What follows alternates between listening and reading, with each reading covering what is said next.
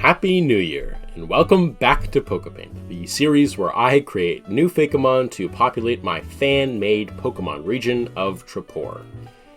I thought I'd start out the new year right with another entry into my most popular series. New Year's is a time for New Year's resolutions, it's sort of in the name, so I'm going to do a few resolutionary things to bring the new year in with this video.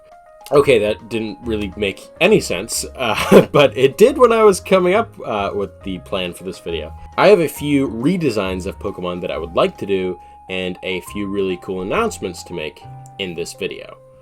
The first of which is we have a Discord now.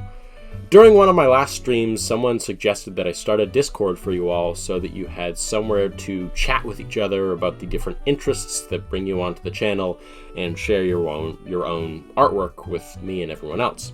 And of course, a place to submit entries for the contest. Oh yeah, I probably should have said that first. During that same stream, somebody suggested that I run a contest similar to the ones run by other Fakemon region creators.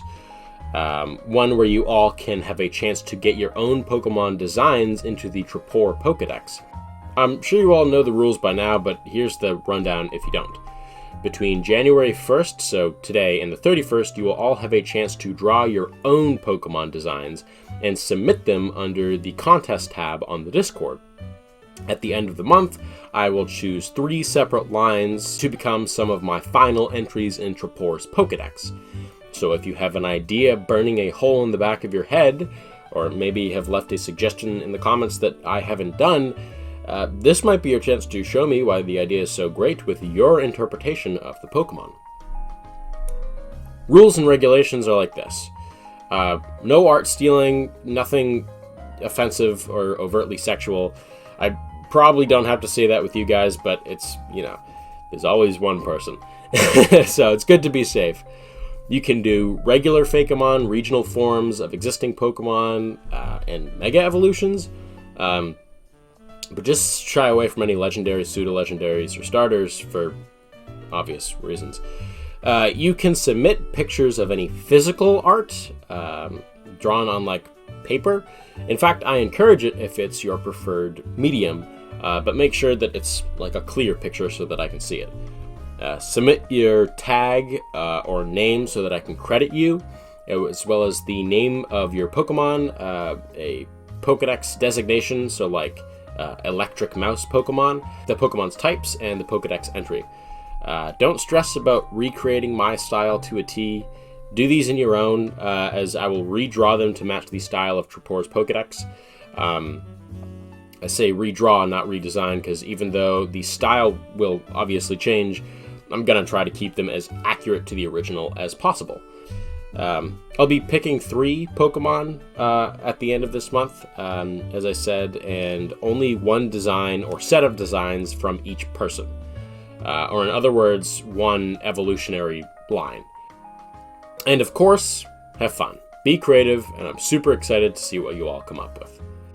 Alright, finally, I have some of my own redesigns to get to. These Pokemon are ones that I did not necessarily dislike, but I was not satisfied with my representation of them through my art. So I wanted to remedy that as a bit of a New Year's resolution. Oh, there, it makes sense when I said it that way. I made a few non-design related changes as well, either because of my personal thoughts on the Pokemon or somebody bringing it up in the comments. The first is Torangoro. Nothing changes about him super physically, but the opacity of the shading layer I turned down because it was far too dark in the original, and I think it looks way better now. The second is Corrosion. The Poison evolution gets an ability change to fittingly Corrosion, as its ability 1 will now actually have an effect on this Pokemon, and 2 will balance it out with its Steel-type counterpart so that it can do damage to it. The final change is to my Sea Snow Muck. It was suggested that I change the typing to Ice and Poison instead of Ice and Ghost, since Sea Snow is made out of what is basically rotting fish. And I like that change, not only because it makes total sense, but also because it lets me take from the ghost type, which seems to be at max capacity at this point in my region, and add to the poison type, one that sort of desperately needs some new additions. Okay, so now onto my redesigns. Waziridello was one of these redesigns. I really disliked my original design from the beginning, but it took me so long to make it that I really just wanted to put something up and get it over with. And that's really a shame because I love the first two designs. So I felt like I needed to redo this one to leave off the evolutionary line right.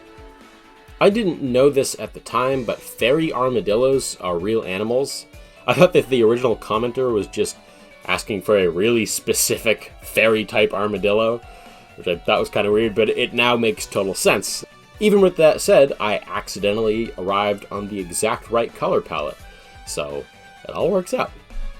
I wanted some more castle imagery to be in there. If you remember, that was the motif that I was going for this one, and I had the idea several times of giving it ramparts going along its arms and its shoulders, so going across the back instead of down the spine. So I tried that with this version and really liked it. Waziridello is supposed to be this absolute mountain of a Pokemon, and that didn't read very well in its original art, so in order to communicate its size more effectively, I knew it was important to make the head and lower body quite small, and the back and shoulders almost comically large.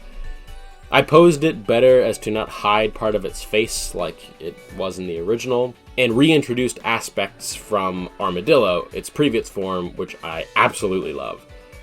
I added this sort of pleated fur pattern around its waist to draw similarities to the real animal, and at the same time that gave it a bit of a medieval flair, as if it were something like the hem of a tunic or a kilt.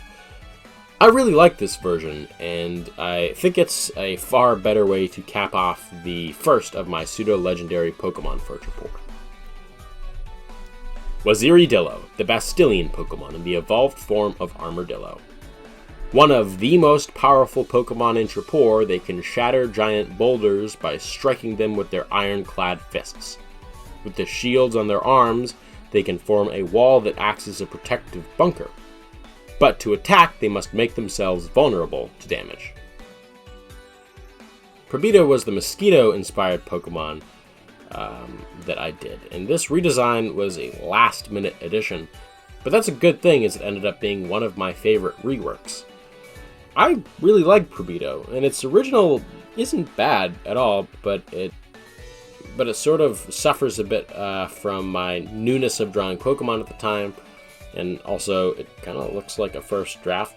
It might have actually been a first draft. So with the evolution of my style over time, I was able to reimagine this Mon in a more interesting and consistent way. I simplified the barrel of the syringe and made the fluid in it, which isn't blood if you remember, it's fruit juice, because of course it is.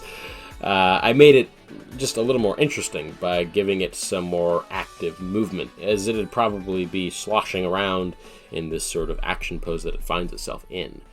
I added fur as an interesting hint to also make it more similar to the real bug. There are a few more small stylistic changes that I made, like to the eyes and the color change on its proboscis, that really brought this Pokemon together. Probito, the draining Pokemon in the evolved form of Maboscus. They are an all too well known annoyance in the Trapore region. There was a legend in ancient times that they drank people's blood when they were asleep. The truth, however, is far stranger. This Pokemon drains the energy of people and Pokemon around it, making them grow tired and sick. They have an affinity for sweet red raspberries and will collect their juice in their sacs. The sugar in these berries gives them enough energy to not drain those around them, so if you have a Probito on your team, I'd keep a few berries in your bag. In my opinion, Trash Form Crustle was the weakest of my Crustle designs. I think I brushed it, and it honestly looks like a malformed version of the original. Not much really changed besides for the cleaning up of the sloppy line art and the making accurate its proportions, The great change that those changes caused was that it now has a way stronger silhouette. In addition to the redesign, I added some Garbodor style garbage falling out of the trash can for a few reasons. The design reason was that it helps cover up this kind of poorly constructed body plan on the Pokemon Company's part, and also brings it closer in line to what I say about it in the Pokedex. Now I think this simple fix was enough to make the trash form Crustle stand on par with its other forms. Crustle, the hermit Pokemon, and the evolved form of Dwebble. In their trash form, they often live in landfills, making their homes out of discarded trash. They hoard bits and bobs and hide them in their cans. Older Crustle will often have a monolith of trash on their backs from years of collecting. Koyabra, who I realize has a name a bit too similar to Koyabra, was another Pokemon I wanted to redo. It looked okay on its own, but it didn't really do great things for its evolutionary line. The color palette was just all wrong. It was far too different to the other two who had very similar palettes.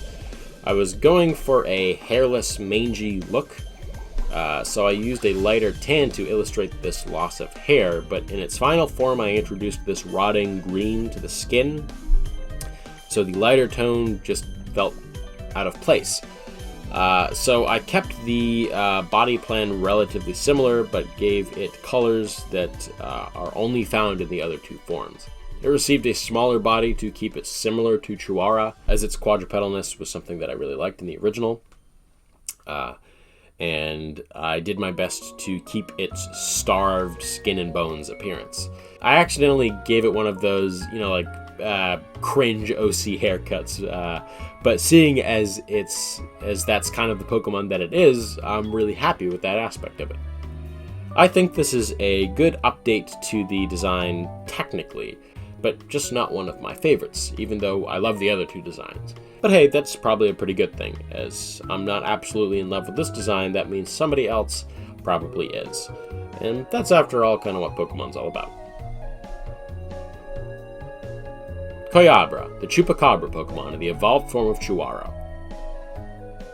Because of their large manes, they are often mistaken for their evolved forms. They have become more mellow in their solidarity and are often found just outside of population centers. They like to chase farm Pokemon. Mermanity is my final redesign for the day, and one that was actually the closest to being great in its original form, in my opinion. The lower body and legs and tail were just perfect. They turned out exactly the way I wanted them to be, but the upper body was just kind of horrifying. Sloppy line art strikes again. So in this rework, I was careful to not only take the time on the very important step of giving it a strong, informed sketch. This would give a good foundation for solid line art. I liked the musical clef motif that I had tried with this design, but the base clef, as it turns out, is a far too limiting shape to work with. To keep it on the musical theme, I changed the beard and hair to these flowing ribbons like that of musical lines. I exaggerated the bulk of its upper body and gave it a more manatee-like head, and kept the legs and tails exactly the same, because if it ain't broke. Mermanity, the sea song Pokemon and the evolved form of Meerkat. Up until recently, this Pokemon was thought to be the sole explanation for mermaid-related sightings in the area. However, that has been more accurately attributed to its sibling form Mermeligant. Due to its strong appearance, it is depicted on many coat of arms from around the world, and it is also known for the music that it can produce, which, like Mermeligant's, is distinct from the sound of its pre-evolved form. I'm really happy with these redesigns, even though they're not the brand new Pokemon that I'm sure a lot of people would have liked to see in this new episode. I think they were worthwhile to do. After all, we don't have many spots left in the Pokedex, that is, besides for your own editions, which I'm very, very excited to see. You have until midnight between the 31st of January and the 1st of February, so you have plenty of time. Don't feel rushed. if you want to participate, that is. I'm really excited to see them, and even more excited to see you all have a place in the Discord to start chatting with each other and start an awesome interconnected community. Good luck to you all in the contest and in the new year. And as always, if you like this video and want to see more like it, then subscribe and turn on the bell to get notified when I upload next.